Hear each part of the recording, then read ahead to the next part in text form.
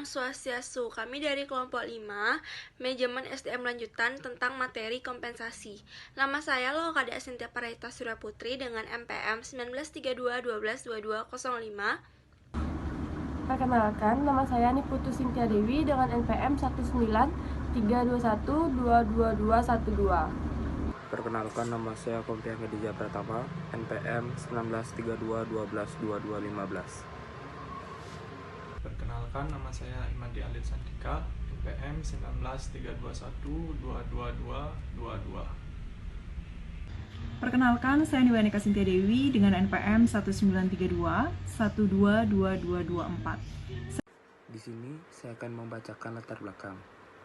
Sistem remunerasi, pengupahan atau penggajian merupakan kunci penting bagi perusahaan dan para manajer untuk memainkan dalam rangka menarik, mempertahankan dan memotivasi karyawan yang kompeten melaksanakan tugas atau pekerjaannya dalam rangka mencapai tujuan organisasi. Adapun rumusan masalah dari materi ini. Yang pertama, apa arti dan penting kompensasi? Yang kedua, apa saja fungsi dan tujuan pemberian kompensasi? Yang ketiga, apa saja faktor-faktor yang mempengaruhi kompensasi? Yang keempat, bagaimana sistem pemberian kompensasi?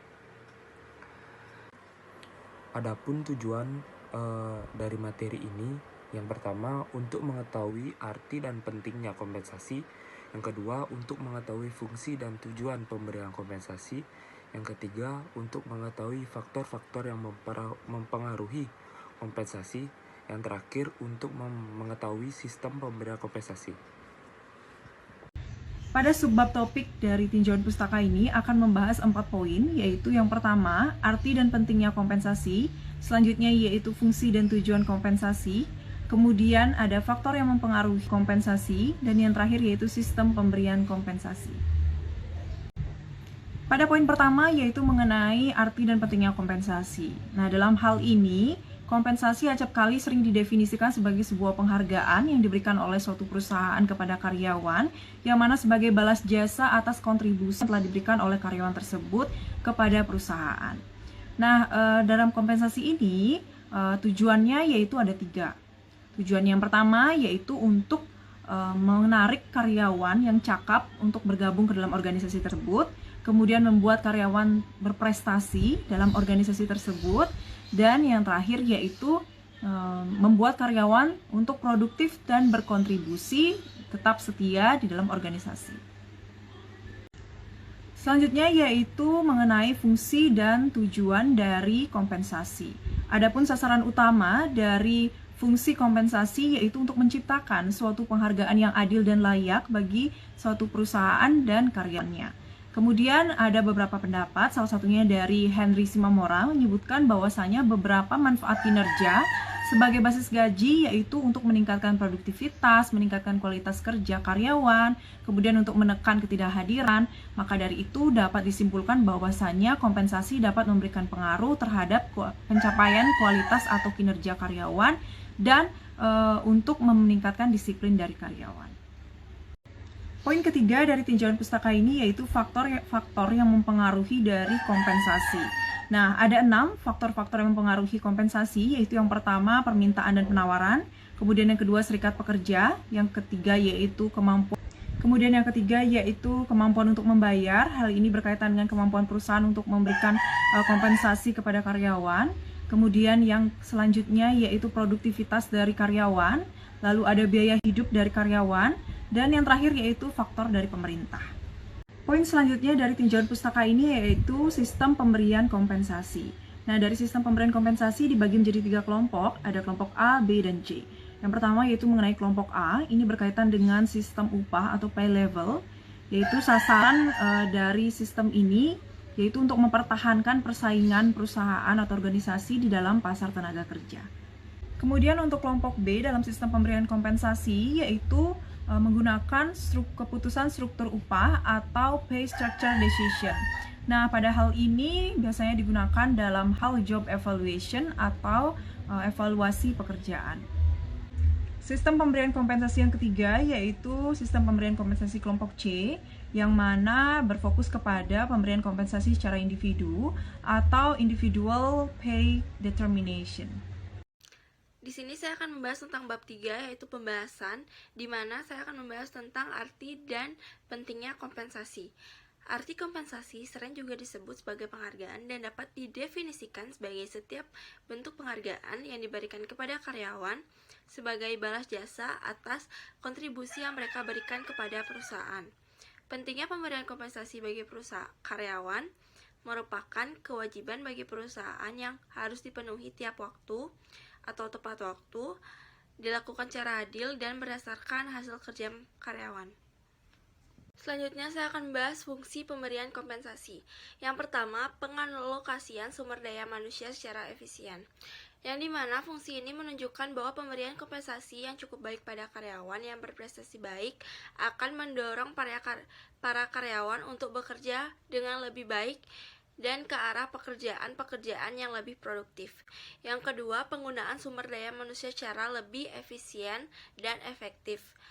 Fungsi ini dengan pemberian kompensasi yang tinggi kepada seseorang karyawan mengandung implikasi bahwa organisasi akan menggunakan tenaga kerja termaksud dengan seefisien dan seefektif mungkin. Yang ketiga, mendorong stabilitas dan pertumbuhan ekonomi yang dimana sebagai akibat alokasi dan penggunaan sumber daya manusia dalam organisasi yang bersangkutan secara efisien dan efektif mungkin. Maka dapat diharapkan bahwa setiap pemberian kompensasi tersebut secara langsung dapat membantu stabilitas organisasi tersebut. Di sini selanjutnya saya akan membahas tujuan pemberian kompensasi. Yang pertama, ikatan kerjasama. Dengan pemberian kompensasi terjadilah ikatan kerjasama formal antara majikan dengan karyawan.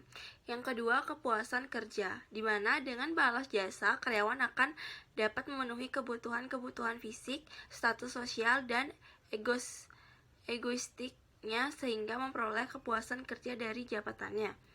Yang ketiga, pengadaan efektif. Jika program kompensasi ditetapkan cukup besar, pengadaan karyawan yang qualified untuk perusahaan akan lebih mudah. Yang keempat, jika balas jasa yang diberikan cukup besar, manajer akan mudah memotivasi bawahannya. Selanjutnya akan dijelaskan oleh teman saya. Kemudian, saya di sini akan melanjutkan tentang tujuan pemberian kompensasi yang kelima, yaitu stabilitas karyawan. Dengan program kompensasi atas prinsip adil dan layak, serta eksternal konsistensi yang kompetitif, maka stabilitas karyawan lebih terjamin karena turn-off lebih kecil. Kemudian yang keenam, dengan pemberian balas jasa yang cukup besar, maka disiplin karyawan akan semakin membaik. Mereka akan menyadari dan mentaati peraturan-peraturan yang ada di perusahaan tersebut. Kemudian pengaruh serikat buruh. Dengan program kompensasi yang baik, pengaruh serikat buruh dapat dihindarkan dan karyawan akan berkonsentrasi pada pekerjaannya. Kemudian yang terakhir ada pengaruh pemerintah. Jika program kompensasi sesuai dengan undang-undang perburuhan yang berlaku seperti batas upah minimum, maka intervensi pemerintah dapat dihindarkan. Yang pertama, saya akan menjelaskan tentang faktor yang mempengaruhi kompensasi. Yang pertama, produktivitas perusahaan. Di sini perusahaan bertujuan untuk mengambil keuntungan dari hasil kerjasama yang dilakukan oleh pihak-pihak yang terkait. Yang kedua, kemampuan untuk membayar. Di sini perusahaan memiliki kemampuan untuk membayar gaji karyawan dan kompensasi karyawan. Yang ketiga adalah kesediaan untuk membayar. Di sini perusahaan bersedia untuk membayar dan menanggung semua kompensasi yang diberikan dari perusahaan itu sendiri. Yang keempat, permintaan tenaga kerja. Di sini perusahaan memiliki tanggung jawab untuk memenuhi permintaan tenaga kerja, baik itu dalam segi gaji, tapi tetap sesuai dengan apa yang karyawan lakukan. Yang kelima, yaitu organisasi karyawan. Di sini karyawan memiliki organisasi yang terkait dengan bidangnya masing-masing. Yang terakhir, berbagai peraturan dan perundang-undangan. Di sini kompensasi juga diatur dalam suatu undang-undang, di mana perusahaan juga harus mengikuti suatu undang-undang tersebut yang memiliki suatu peraturan tersendiri. Yang selanjutnya adalah sistem pemberian kompensasi. Yang pertama adalah sistem waktu. Dalam sistem waktu, besarnya kompensasi gaji dan upah ditetapkan berdasarkan standar waktu seperti jam, minggu, atau bulan. Administrasi pengupahan sistem waktu yang relatif mudah serta dapat diterapkan kepada karyawan tetap maupun pekerja harian. Yang kedua adalah sistem hasil atau output. Dalam sistem hasil ini, besarnya kompensasi atau upah ditetapkan oleh kesatuan unit yang dihasilkan pekerja, seperti per potong, per meter, per liter, dan kilogram. Dalam hasil output, besarnya kompensasi yang dibayar selalu berdasarkan atas banyaknya hasil yang dikerjakan, bukan kepada lama waktunya dikerjakan. Yang ketiga adalah sistem borongan. Sistem borongan adalah suatu cara pengupahan yang penetapannya besar biasanya didasarkan atas dasar volume pekerjaan dan lama mengerjakannya. Penelpon juga besarnya balas jasa didasarkan oleh sistem borongan yang cukup rumit, lama mengerjakannya, serta banyak alat yang diperlukan untuk menyelesaikannya. Kesimpulan, dalam organisasi ada beberapa hal yang perlu diingat oleh organisasi dalam pemberian kompensasi, yaitu pertama, kompensasi yang diberikan harus dapat dirasakan adil oleh pegawai. Kedua, besarnya kompensasi tidak jauh berbeda dengan yang diharapkan oleh pegawai. Apabila dua hal ini dapat dipenuhi, maka pegawai akan merasa puas. Saran, kompensasi sangatlah penting bagi perusahaan, maka dari itu kompensasi harus sangat diperhatikan oleh perusahaan. Karena jikalau masalah kompensasi tidak berjalan dengan baik, perusahaan tidak akan berkembang dengan cepat. Karena masalah keuangan pasti keliru, dan bagi karyawan apabila masalah kompensasi tidak benar, maka akan terjadi kecemburuan sosial. Jadi masalah kompensasi harus diperhatikan baik-baik.